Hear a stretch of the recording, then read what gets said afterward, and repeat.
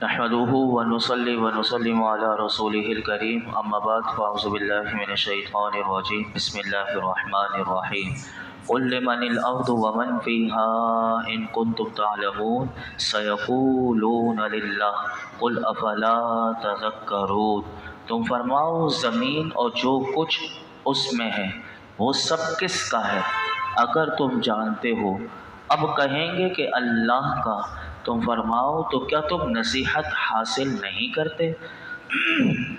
کفار کی اس بات کا رد فرمانے اور ان پر حجت قائم فرمانے کے لیے اللہ رب العالمین نے ارشاد فرمایا، اے محبوب صلی اللہ علیہ وسلم آپ ان سے فرما دیں کہ زمین اور جو کچھ اس میں ہے زمین کے اندر وہ سب کس کا ہے اگر تم جانتے ہو۔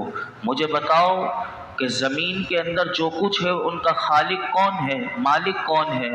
تو محبوب وہ یہ کہیں گے۔ اللہ تعالیٰ نے کفار کی طرف سے اس سوال کا دیا جانے والا جواب پہلے ہی اپنے حبیب علیہ الصلوۃ والسلام سے ارشاد فرمایا کہ اس سوال کے جواب میں وہ عن قریب آپ سے کہیں گے کہ ان کا خالق و مالک اللہ ہے، کیونکہ اس کے علاوہ اور کوئی جواب ہے ہی نہیں۔ اور مشرکین اللہ کے خالق ہونے کا اقرار بھی کرتے ہیں۔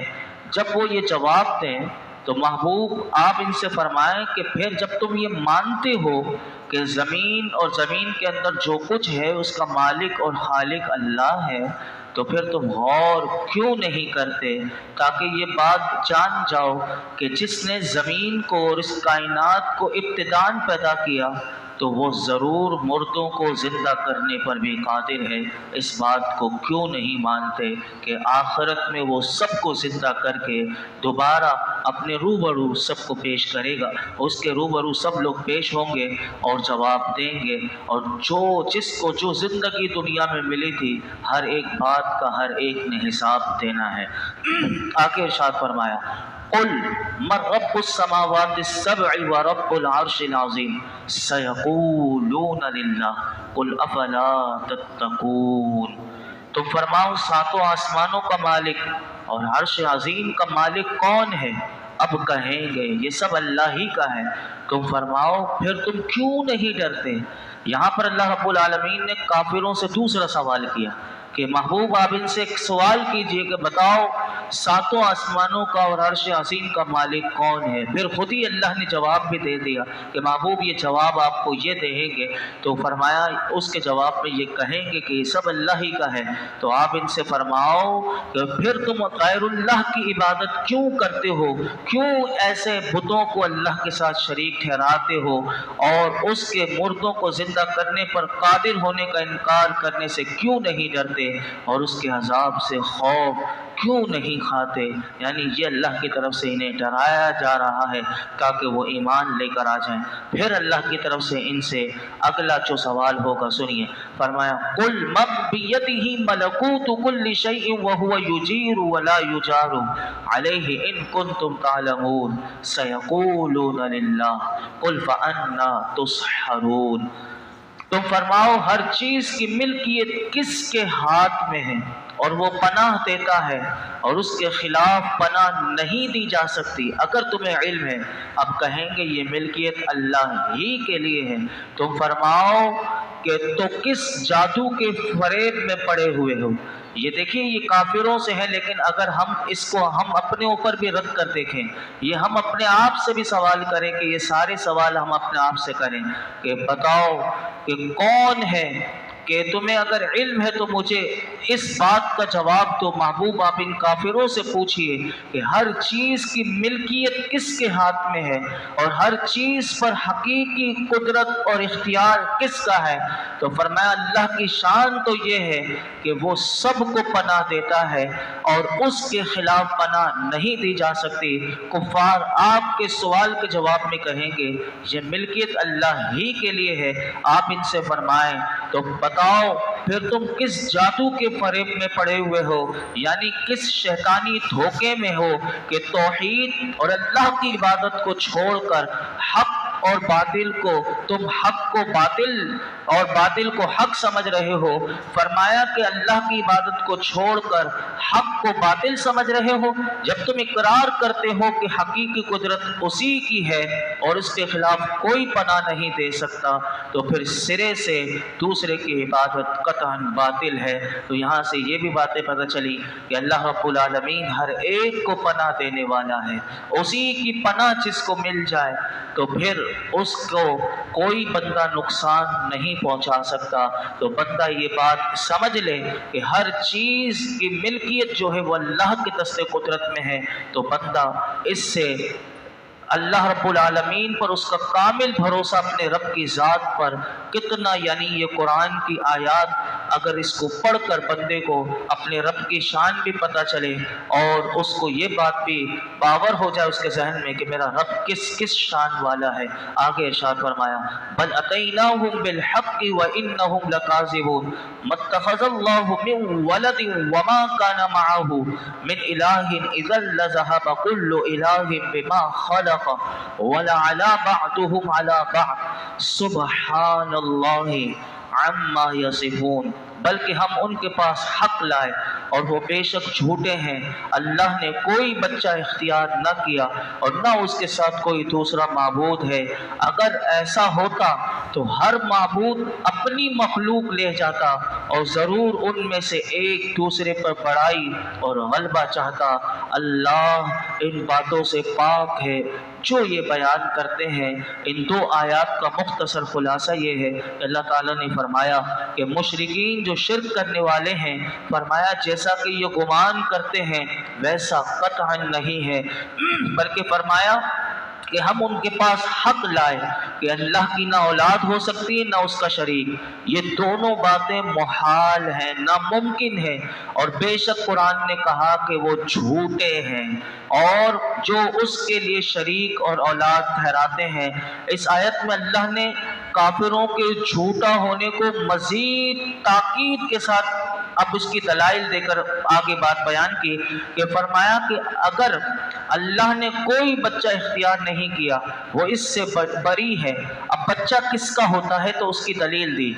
फरमाया कि क्योंकि अल्लाह ताला नौ और जिन्स से पाक है, क्योंकि जिसकी जिन्स होगी उसी की औलाद होगी या उसी की नौ में से कोई औलाद होगी। फरमाया औलाद वही हो सकती है कि जो हम जिन्स हो और ना अल्लाह के लिए दूसरा खुदा है कि जो उलूहियत में उसका शरीक हो। फरमाया अगर बिलफर्ज मान लेते हैं कि अगर कोई दूसरा खुदा होता तो समझो कि उसका नतीजा क्या होता कि अगर दो खुदा होते तो कुरान ने इस आयत में अल्लाह ने उसकी दलील दी कि फरमाया अगर बिलफर्ज कोई दूसरा खुदा होता तो इसका नतीजा क्या आता। इसका नतीजा ये होता कि हर माबूद अपनी मखलूक को ले जाता। वो कहता कि ये मेरी मखलूक है क्योंकि मैं खालिक हूँ, मैं माबूद हूँ, तो ये मेरी मखलूक है। तो अल्लाह ताला ने फरमाया हर माबूद अपनी मखलूक ले जाता और दूसरे के तहते तसर्रुफ में उसे ना छोड़ता। अगर दो माबूद होते तो वो दूसरे को ना देता और ज़रूर उनमें से फिर फरमाया जो माबूद होता तो वो क्या चाहता। फरमाया उनमें से एक दूसरे पर गलबा भी चाहता और बड़ाई भी चाहता और फरमाया दूसरे पर अपनी बढ़तरी और अपने गलबे को पसंद करता, क्योंकि एक दूसरे के मुकाबिल हुकूमतें इसी चीज़ का तकाजा करती हैं। और ऐसी सूरत अगर होती तो कुरान में अल्लाह ने फरमाया फिर तो कायनात के निज़ाम का तबाह होना यकीनी था। इससे मालूम हुआ कि दो खुदा का होना ये बातिल है। खुदा एक ही है और हर चीज़ उसी के तहत तसर्रुफ में है। और आयत का जब इख्तिताम होता है तो अल्लाह ताला फरमाता है, अल्लाह ताला इन झूठे लोगों की तमाम शिरकिया बातों से पाक है जो ये काफिर कुफ्फार बयान करते हैं कि अल्लाह के लिए शरीक भी है और औलाद भी है। ये झूठे हैं, कुरान ने कहा और ये बात बता दी। आगे इरशाद फरमाया आलिमिल गैबी व शहादती फतआला अम्मा युशरिकून। वो अल्लाह हर पोशीदा اور ظاہر بات کا جاننے والا ہے تو وہ اس شرک سے بلند ہے جو یہ مشرک کرتے ہیں۔ اس آیت میں اللہ تعالیٰ نے فرمایا کہ اللہ کی شان تو یہ ہے کہ وہ ہر پوشیدہ اور ظاہر کو بات کو جاننے والا ہے، کیونکہ جو مخلوق سے پوشیدہ ہے یا مخلوق پر ظاہر ہے تو ایسا علم والا خدا ان بتوں کا شریک کیسے ہو سکتا ہے کہ جو چھپی ہوئی کوئی بات تک نہیں جانتے اور نہ ہی ظاہری باتوں کی انہیں خبر ہے، یعنی یہ بت جو ہیں یہ مکمل بے خبر ہیں۔ لہٰذا اللہ تعالیٰ اس شرک سے بلند و بالا ہے جو یہ مشرک کرتے ہیں۔ آگے ارشاد فرمایا قُلْ رَبِّ إِمَّا تُرِيَنِّ مَا يُوعَدُونَ رَبِّ فَلَا تَجْعَلْنِي فِي الْقَوْمِ الظَّالِمِينَ، تم عرض کرو اے میرے رب اگر تو مجھے وہ دکھا دے جس کا ان سے وعدہ کیا جاتا ہے تو اے میرے رب مجھے ان ظالموں میں شامل نہ کرنا۔ اور کیجئے اس آیت میں اللہ رب العالمین نے اپنے محبوب سے فرمایا اے حبیب صلی اللہ علیہ وسلم آپ میری بارگاہ میں یوں دعا کیجئے کہ اے میرے رب اگر تو مجھے وہ عذاب دکھا دے کہ جس کا دنیا میں ان کافروں سے وعدہ کیا جاتا ہے، اگر تو نے وہ مجھے دکھا دیا تو اے میرے رب مجھے ان ظالموں میں شامل نہ کرنا اور ان کا ساتھی نہ بنانا۔ یہاں پر ایک بات یاد رکھیے گا کہ یہ بات یقینی طور پر معلوم ہے کہ اللہ رب العالمین اپنے حبیب کو کفار کا ساتھی نہ بنائے گا۔ اس کے باوجود رسول اللہ سے یہ دعا کروانا کیوں تھا؟ تو اس کا جواب علماء نے یہ دیا، اس دعا اس طرح کروانا یہ عاجزی اور بندگی کے اظہار کے طور پر ہے۔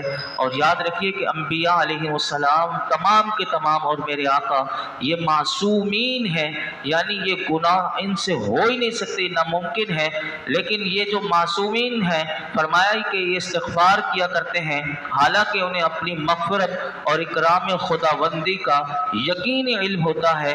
تو یہ جو ساری دعائیں جو کرتے ہیں کہ اے رب مجھے ان ظالموں میں شامل نہ کرنا، یہ جو حضور سے دعا کروائی گئی یہ سب تواضع اور اظہار بندگی کے طور پر ہے، کیونکہ وہ رب ہے، وہ جیسے چاہے اپنے بندوں سے جیسے چاہے دعا کروا سکتا ہے، کیونکہ میرے آقا اللہ کے خاص بندے ہیں تو وہ رب جیسے چاہے وہ ان سے دعا کروا سکتا ہے۔ اب یہ دعا کروانے کے بعد اگلی آیت دیکھیے کیا فرمایا وَإِنَّا عَلَىٰ أَن نُّرِيَّكَ مَا نَعِدُهُمْ لَقَادِرُونَ، اور بے شک ہم اس پر قادر ہیں کہ تمہیں وہ دکھا دیں کہ جس کا ہم انہیں وعدہ دے رہے ہیں۔ اس آیت میں اللہ رب العالمین نے ان کافروں کو جواب دیا کہ جو حضور جو ان کو اللہ کے عذاب کا بیان کرتے تھے تو وہ انکار کرتے تھے اور ہنسی مذاق کرتے تھے کہ وہ عذاب کو مانتے نہیں تھے کہ جس کا ان سے وعدہ کیا گیا تھا۔ انہیں اس آیت میں اللہ نے ان تمام کافروں کو جواب دیا کہ اگر تم غور کرو تو سمجھ لو گے کہ اللہ اس وعدے کو پورا کرنے پر قادر ہے، تو پھر انکار کی وجہ اور مذاق اڑانے کا کیا سبب ہے؟ لیکن یاد رکھنا کافروں کہ تمہارے عذاب میں جو تاخیر ہو رہی ہے اس میں سے اللہ کی حکمت ایک یہ ہے کہ تم میں سے کئی ایسے ہیں کہ جو میرا رب جانتا ہے کہ تم میں سے کوئی ایمان لانے والا ہے اور وہ ایمان لے آئیں گے، اور تمہاری نسلوں میں سے بھی کچھ ایسے ہیں کہ جو ایمان لانے والی ہیں، کیونکہ وہ نسلیں ابھی پیدا نہیں ہوئی اس لیے تم پر اللہ کا عذاب آنے میں دیر ہو رہی ہے، اور تم اس عذاب کو یہ سمجھتے ہو کہ اب تک وہ عذاب نہیں آیا۔ تو یہ رب کی قدرت ہے کہ وہ جانتا ہے کہ ان کی نسلوں میں سے ایسے پیدا ہوں گے کہ جو ایمان لائیں گے۔ تو اس بات کا یہ جواب دیا گیا کہ بے شک ہم اس پر قادر ہیں کہ تمہیں وہ دکھا دیں کہ جس کا ہم انہیں وعدہ دے رہے ہیں۔ اللہ رب العالمین ہم سب کو قرآن حکیم کا فیضان عطا فرمائے اور اس کی صحیح معنوں میں سمجھ عطا فرمائے۔ الحمدللہ رب العالمین والصلاة والسلام علی سید الانبیاء والمرسلین وعلی آلہ واصحابہ اجمعین۔ کہ اللہ پاک جو کچھ ہم نے سنا ہے اس میں کوئی غلطی کوتاہی معاف فرما، اپنی بارگاہ میں قبول فرما۔ رب کریم قرآن حکیم کا فیضان عطا فرما، ہمارے لیے سمجھنا سمجھانا آسان کر دے، ہمارے لیے سمجھنا سمجھانا آسان کر دے۔ یا اللہ قرآن کے راز و رموز ہم پر منکشف فرما، قرآن کی صحیح سمجھ عطا کر دے، قرآن کو سمجھنا ہمارے لیے آسان کر دے، غور و فکر کی دولت عطا کر دے، غور و فکر عطا کر دے اللہ، فہم قرآن عطا کر دے، فہم دین عطا کر دے، فہم حدیث عطا کر دے، علم کا نور عطا کر دے، ہماری جہالت دور فرما دے، ہماری سستی غفلت کاہلی دور کر دے، مولائی کریم ہماری اعصاب کی کمزوریاں دور کر دے، ہمیں اپنی پسند کا، اپنے محبوب کی پسند کا بندہ بنا لے۔ ماہ رمضان کی آمد ہے، رب کریم ماہ رمضان میں صحت و عافیت کے ساتھ مولائی کریم پورے روزے رکھنا اور اس ماہ رمضان میں خوب عبادت کرنا، اپنی مغفرت والے کام ہمیں کرنا ہمارے لیے آسان کر دے یا رب العالمین، اپنی رحمتوں کا حصار عطا کر دے، اپنے فضل و کرم عطا کر دے۔ آج تک جتنی دعائیں کی ہیں آئندہ کریں گے سب دعاؤں کو قبول فرما، یہ جتنے حاضرین موجود ہیں اللہ سب کی جائز مرادوں پر اپنی رحمت کی نظر فرما، وصلی اللہ تعالی علی خیر خلق محمد وعلی آلہ وصحبہ اجمعین۔